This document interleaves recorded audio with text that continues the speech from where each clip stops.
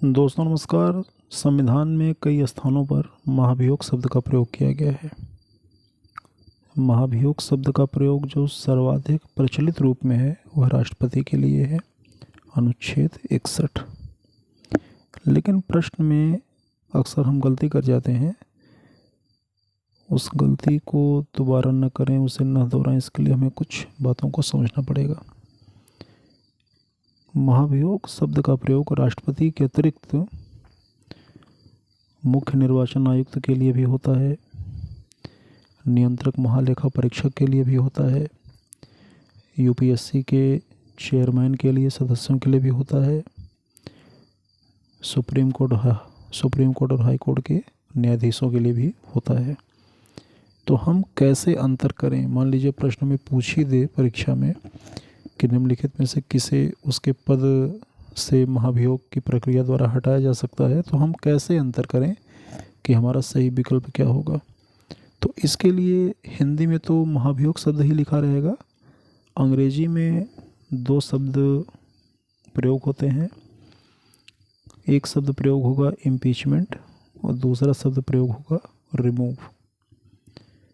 यदि राष्ट्रपति के महाभियोग की बात हो रही है तो अनिवार्य रूप से इम्पीचमेंट वर्ड यूज हुआ होगा। यदि जब भी कभी हिंदी में महाभियोग शब्द लिख के आए तो आप सीधे सीधे प्रश्न का अंग्रेजी वर्जन देखेंगे, इंग्लिश वर्जन देखेंगे, और इंग्लिश वर्जन में आप सीधा सीधा देखिए कि इम्पीचमेंट लिखा गया है या रिमूव लिखा गया है।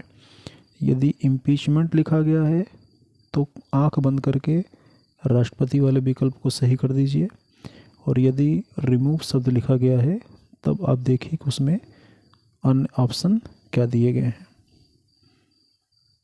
क्योंकि इम्पीचमेंट वर्ड राष्ट्रपति के अतिरिक्त और किसी के लिए प्रयुक्त नहीं किया गया है, और किसी के लिए जैसे चीफ इलेक्शन कमिश्नर या सुप्रीम कोर्ट हाई कोर्ट के न्यायाधीश या कैग, इन सब के लिए रिमूव शब्द का प्रयोग किया गया है। इम्पीचमेंट शब्द का प्रयोग केवल राष्ट्रपति के लिए किया गया है।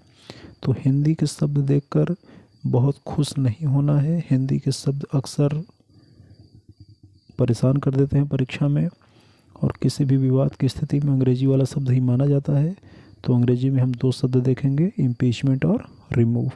इम्पीचमेंट है तो राष्ट्रपति, रिमूव है तो फिर जो ऑप्शन में हो उसको हम सही करेंगे।